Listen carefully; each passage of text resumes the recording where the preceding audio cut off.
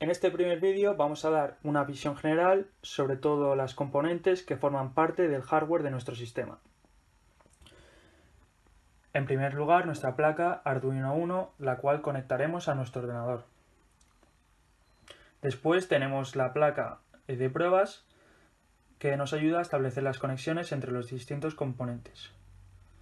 A continuación podemos encontrar nuestro encoder, que tiene una resolución de 3278 pulsos por vuelta. Por último, destacamos nuestro motor, que está colocado en nuestro soporte gracias a una escuadra y que cuenta como carga principal una rueda, aunque, como se verá a continuación, en distintos experimentos variamos esta carga. En este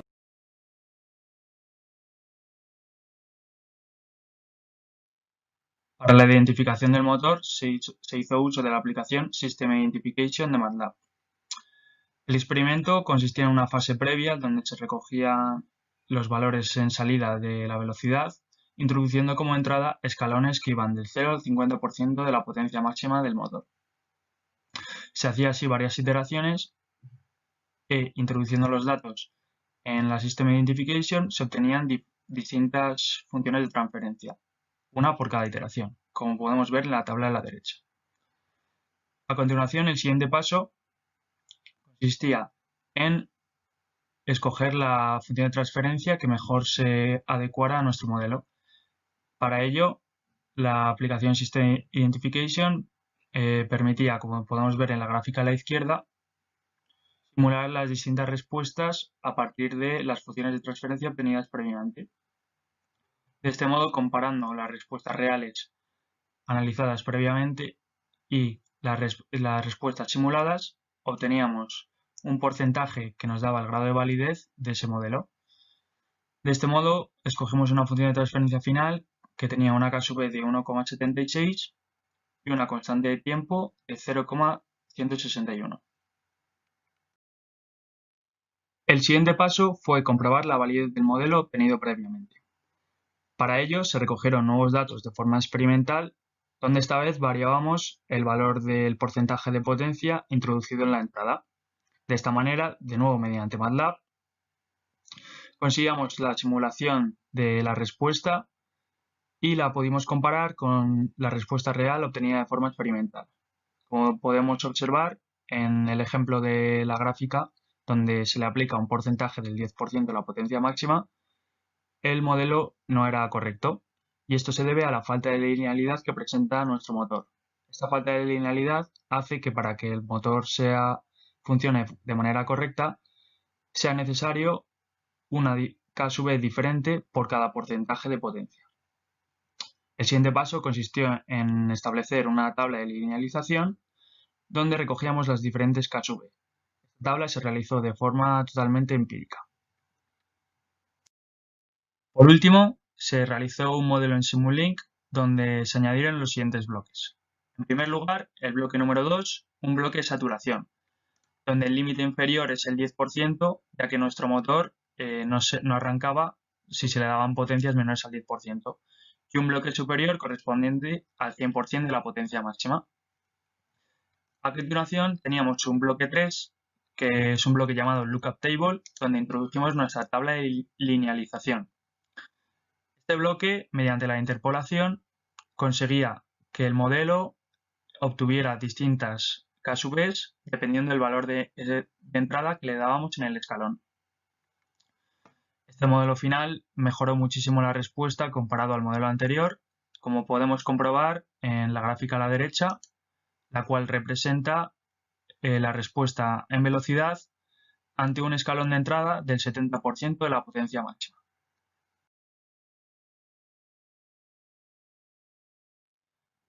En estas primeras gráficas vemos la respuesta de nuestro motor en velocidad ante un control en cadena abierta, antes y después de linealizar. La gráfica a la izquierda se corresponde con antes de la linealización, donde vemos que la respuesta es muy mala. La gráfica a la derecha corresponde con el control en cadena abierta después de linealizar, donde vemos que principalmente se obtienen errores de posición. El siguiente paso consistió en obtener los parámetros para ajustar nuestro regulador PID. El sistema utilizado o el método utilizado se puede resumir de la siguiente manera. Se realizó primero un tanteo inicial siguiendo las siguientes normas. Primero se aumentó K sub T hasta que el sistema comenzase a oscilar. Seguidamente se ajustó K sub I hasta conseguir eliminar el error estacionario. Y por último se aumentó K sub T hasta que empezáramos a notar cosas raras en nuestro sistema. Con esto, después de este primer tanteo, se consiguió una K sub T de aproximadamente 1,9, una K sub I de 1,05 y una K sub D igual a 0. El siguiente paso consistió en ir variando estos parámetros uno a uno e ir variando los ciclos de entrada cuando fuera necesario para ajustar estos parámetros y conseguir así una mejora en el control de la velocidad. Con esto se consiguió llegar finalmente a nuestro regulador final, que presentaba una K sub P igual a 1,9, K sub I igual a 1,01 y K sub D igual a 0. Se decidió introducir también un bloque interpolador trapezoidal con parámetro 0,0125 para conseguir disminuir el sobreoscilamiento. Así podemos ver en la figura a la derecha el bloque final de nuestro modelo de control en Simulink. En la figura de la izquierda podemos ver una gráfica donde se ve la respuesta tras haber pasado por nuestro control de velocidad. Así podemos ver que eliminamos el error de posición y mejora ligeramente la velocidad de respuesta. Por último, se decidió hacer distintas pruebas de nuestro control de velocidad, variando la posición del motor y también introduciendo cargas descentradas e incluso aumentando notablemente la carga. Se recogieron las respuestas y como ejemplo se puede ver estas dos gráficas donde podemos ver en primer lugar motor en vertical con la carga descentrada y en segundo lugar la respuesta con el motor en horizontal con mayor carga y esta también siendo descentrada.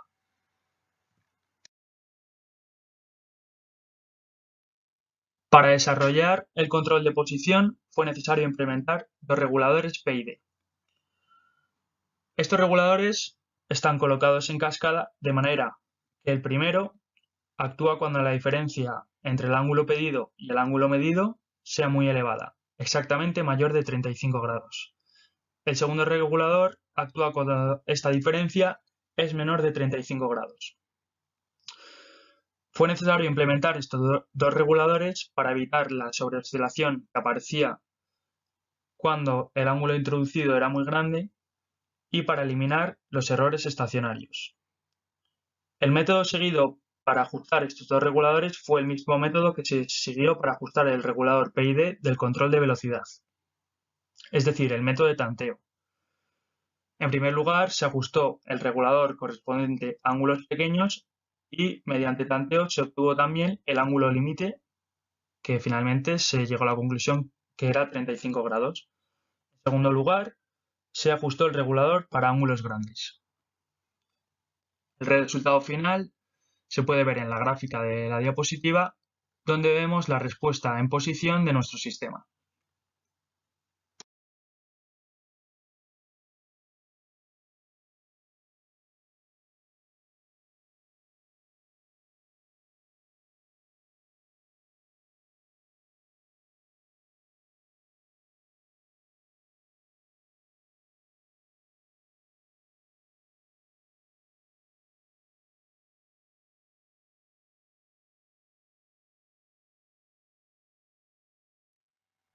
A continuación realizaremos la demostración de la respuesta de nuestro sistema utilizando únicamente el control de velocidad, por lo que desactivaremos el control de posición. Para ello habrá que utilizar el botón control y pasarlo a posición 0.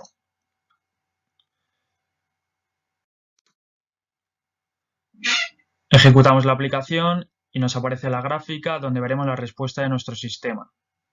Para activar la gráfica habrá que ejecutar el botón dibujar. Como podemos ver, aparece simultáneamente la respuesta de nuestro sistema con la velocidad pedida. Podemos variar el bando rotativo para darle distintos valores de entrada. Y por último, si queremos variar nuestro regulador, podemos hacerlo también de forma simultánea, variando el valor de los sliders. Y podemos comprobar que la respuesta, si hacemos esto, empeora.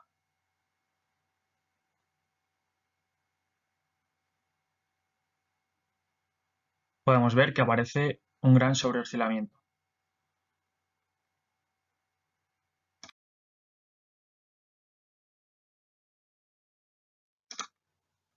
Ahora haremos la demostración utilizando el control de posición y el control de velocidad colocados en cascada. Ejecutamos la aplicación y esta vez el botón de control lo dejamos en la posición 1. Aparece de nuevo nuestra gráfica y comenzamos a dibujar poniendo el botón dibujar en 1.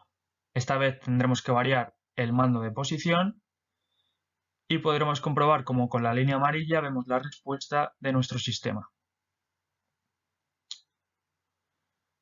Los sliders que aparecen a la izquierda y la derecha sirven para variar los reguladores de posición. Y como podemos comprobar, si variamos estos, nuestra respuesta empeora notablemente.